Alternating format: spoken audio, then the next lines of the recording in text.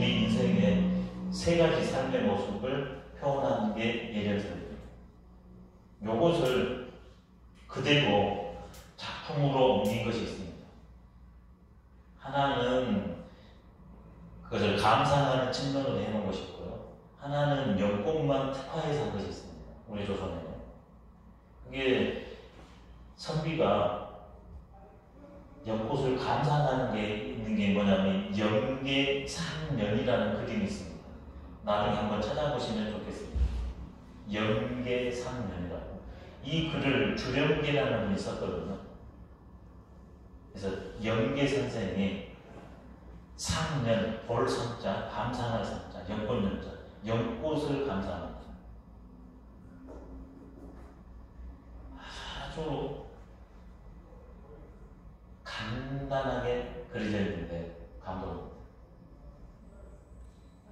근데 어떤 분들은 연꽃을 그렸는데 이 화풍이 역사를 되게 이만할 겁니다. 그리고 연꽃이 어떠냐, 꽃잎이 실제로 큰 것도 있지 않습니까? 막 이렇게 막 너풀너풀하고 연꽃이 막 울긋불긋 펴 있어요.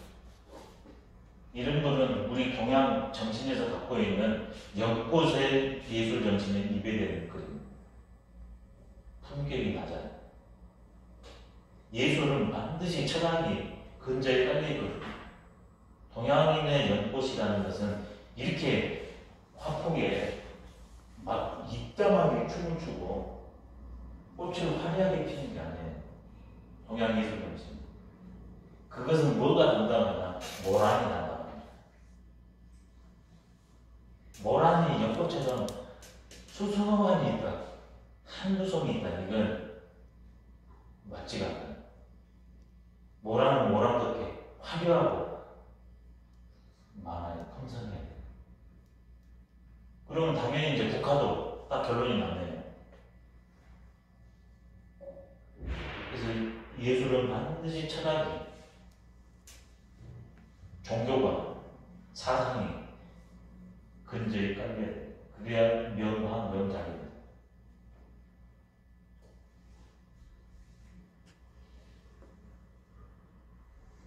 이제는 연꽃 자체만으로 딱 이렇게 해놓은 것이 있는데, 그게 표왕 감세황이라고, 향원 익천도, 그림도자, 향원 익천도라는 게 있습니다.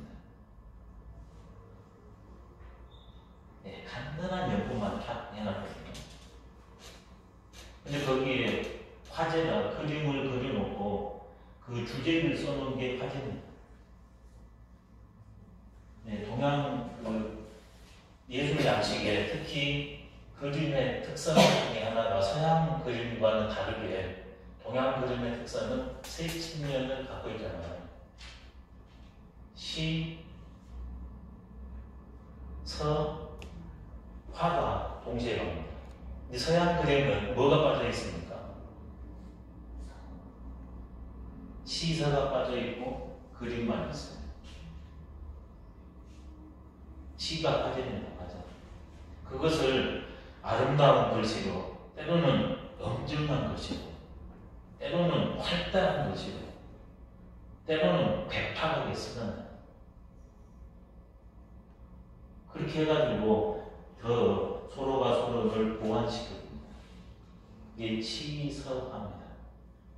이게 이제 뛰어난 분을 시서화 삼절, 이게 도저히 상대가 된 사람이었다.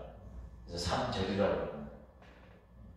근데 요즘에는 이제 당신 스스로 시도 안 찍고 글씨를 안 쓰기 때문에 지금은 이제 그림 위주로 많이 가다가 다시 최근에는 이제 우리 한글에 대한 귀함에 눈을 떴기 때문에 한글을 가지고서 당신이 이렇게 당신의 마음을 시로 표현해가지고 다시 시서화가 요즘에 또 살아나는 그런 좋은 측면이 있는 것은 꼭 한문으로 쓸 필요는 없다고 보십니다.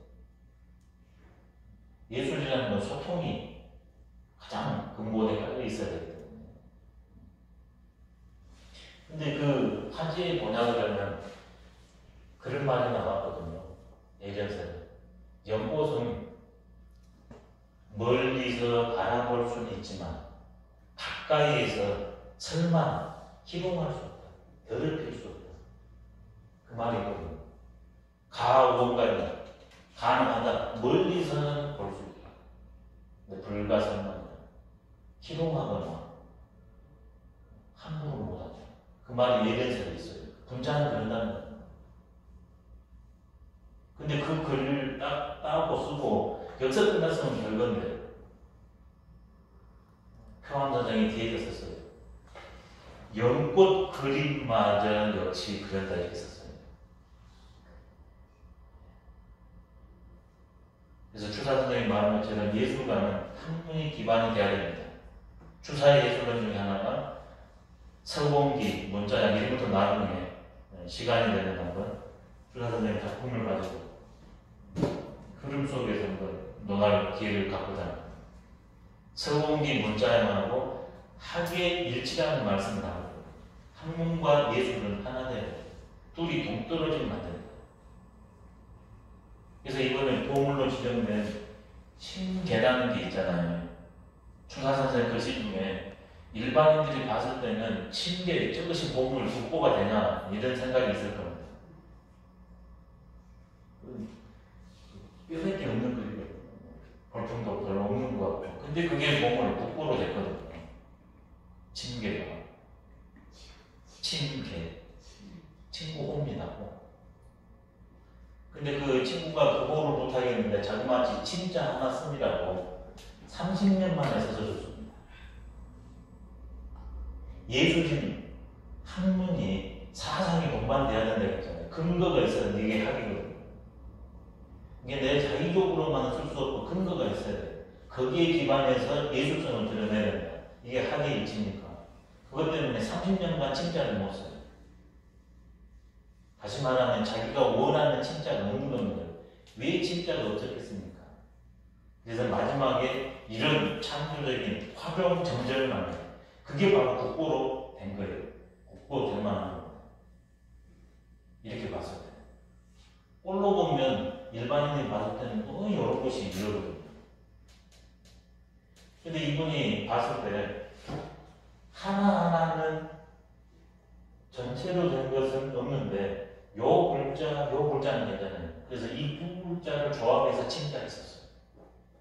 그리고 당신이 그걸 썼어요. 그렇게 썼노라. 예술에는 반드시 정신, 전통이 깃들어야 됩니다. 근본이 깃들어야 됩니다. 그러니까 그것이 살아있는 작품은 어떻겠습니까? 작품이 아니라 곧 연꽃이라는 거예요. 그러니 살아있는 연꽃만 그러는 게 아니라 내가 그린 이 그림도 역시 마찬가지예요. 어떤 사람은 말도 안 되는 소리다 이럴 수 있거든요.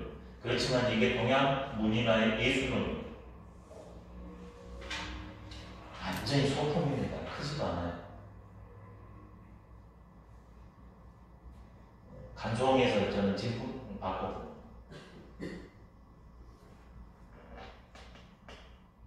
여러 종류의 연꽃을 보고 연꽃 작품을 봤는데 바로 다가오더라고요. 근데 아니나 다르고 화제도 딱 그게 써졌어요. 근데 이는 이게 응한 예술 작품이기 때문에